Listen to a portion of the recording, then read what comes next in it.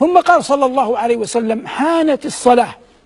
هذه حياة برزخية بالنسبة للأنبياء، ولا نعلم أي صلاة هذه. قال بعض العلماء: ربما تحية المسجد، وقال بعض العلماء: صلاة مخصوصة، لكن من الصعب أن يقال إنها إحدى الصلوات الخمس وإن كان غير بعيد.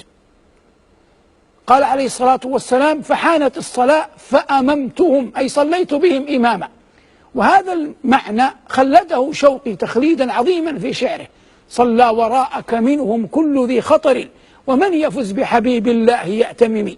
صلى وراءك كل ذي خطر، كل ذي خطر يقصد عظماء الأنبياء أجلاء الرسل. صلى وراءك منهم كل ذي خطر. ثم قال: ومن يفز بحبيب الله يأتمم، يعني يعذر من يقدر له، من يكتب له، من يظفر أن يصلي وراءك وأنت حبيب الله وخليله والمقدم يوم الحشر، يأتمم ولا ريب، شرف له. ولهذا يغبط الصحابة على أنهم صلوا وراءه صلى الله عليه وسلم، فقد كان يقول بعد رفعه من الركوع: سمع الله لمن حمده.